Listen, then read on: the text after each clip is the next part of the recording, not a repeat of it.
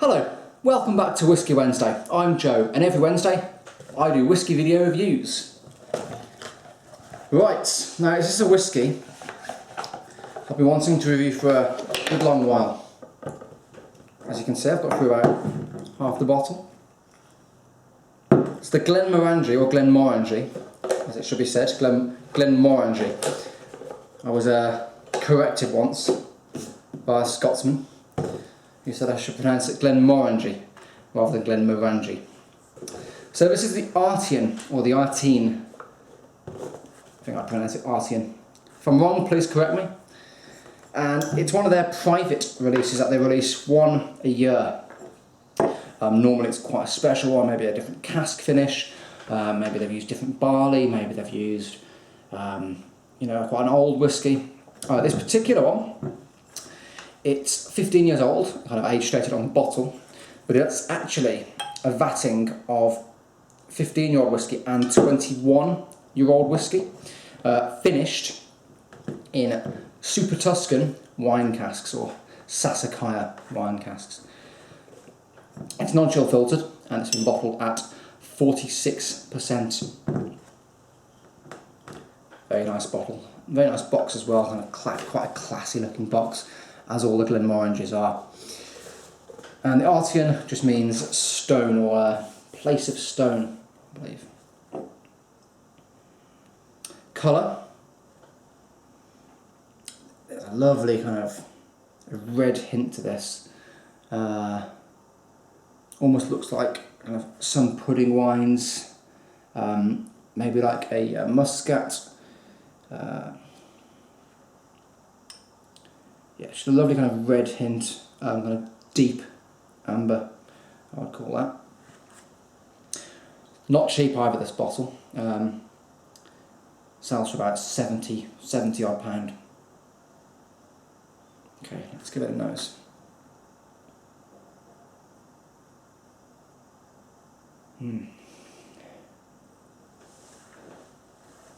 Now, I bought this bottle because, well, I don't know if you guys are the same as me. When I come to buy whiskey, I find it very, very hard. I want to buy something that I'll enjoy, especially when you're spending around about 60 to 80 pound. You want to buy something that you'll enjoy. So I think I picked about 5 different bottles, and then I just decided, right, I was like, I'll just go for that one. It was a complete gamble, but it's always such a hard decision choosing whiskey. Right. And Sassicaia, by the way, is a red wine. And the nose, very, very soft, but it smells, it sounds funny, but it smells expensive. It smells quite kind of rich. Lots of kind of red berry fruits. There's a quite defined mintiness about this as well.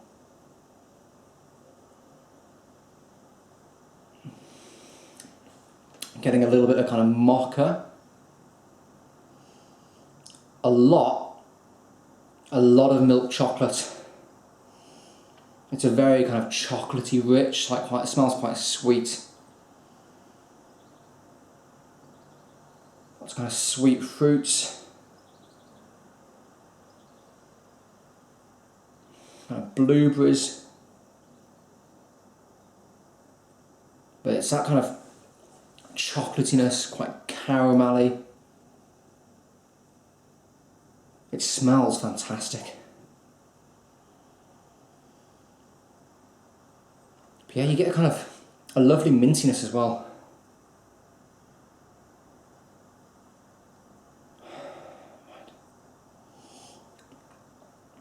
But just really it's just soft, but it's also rich as well. It definitely smells expensive. Right, let's give it a taste.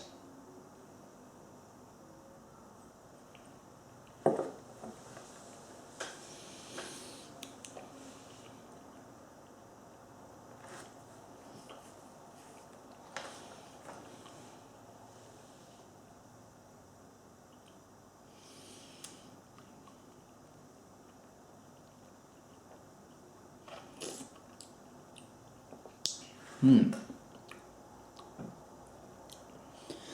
on the palate, it starts off with the kind of spiced cherries. So it's all the kind of red fruits coming back in, the red berry fruits, cherries, kind of glacé cherries especially, because you do get a little bit of that sugary sweetness, that kind of syrupiness. Lots of chocolate. Again, you could almost mistake it for a kind of maybe a bourbon cask. So you do get a little bit of syrupiness, kind of a little bit of maple syrup. Now let's give it another try.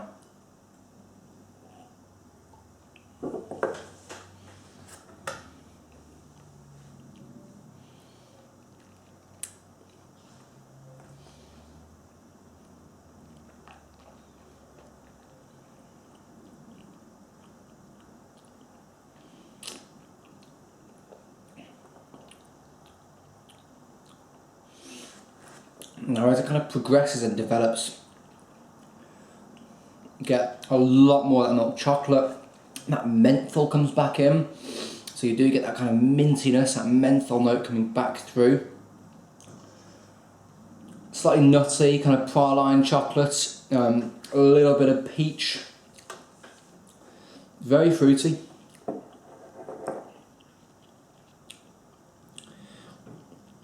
It's quite kind of, it's heavy in the mouth, but then it's quite light on the finish.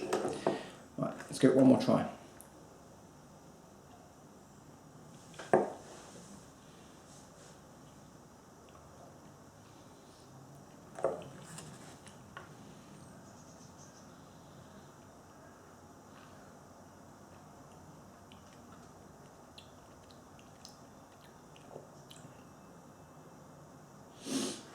And there's a hint of kind of nougat, again a praline note, and this is the only thing about this whiskey for me. The finish is quite a strange note that comes through, and it is on the finish. It's not on the nose, because the nose is amazing, and the kind of mid palate's really good. But on the finish, for me anyway, it's this kind of odd note, almost kind of maybe kind of rose water or Turkish delight, and for me the finish, it kind of spoils the experience for me. It's maybe because I don't like Turkish delight and I've never been a fan of it, and it's possibly that it just reminds me of that kind of rose water style. It's the finish for me lets it down, because I love the nose. When you smell it, you're thinking, oh my gosh, this is going to be really, really good, and it starts good, but there's just this odd note. I'd really like to know if any of you guys have tried this particular one. I'd love to know your thoughts. Please leave me a comment in the comments box. I'm unsure. I've obviously been drinking a lot of that, and it's been at that level for maybe a good 4 months. I bought it around Christmas or January. So I was trying to see if it changed the longer I had it. It hasn't really. I'd say it's a really interesting whiskey. That's one thing I will say about it. Score-wise, I'm going to give it 7 out of 10, because I love the nose. I think the nose is fantastic, and the palate starts off really, really good. But because of that weird note, maybe it's just something I can't work out. Maybe if I was able to kind of work it out and tasted more things like it, I might appreciate it a little bit more. So 7 out of 10. It's a good whiskey, don't get me wrong, and it's very, very interesting, but it just doesn't have what it takes for me to be an 8 out of 10. So, the Glenmorangie Artein. Please share the video, and check out my Facebook and Twitter links. I'll put them in the description, as always. See you next week, guys. Cheers.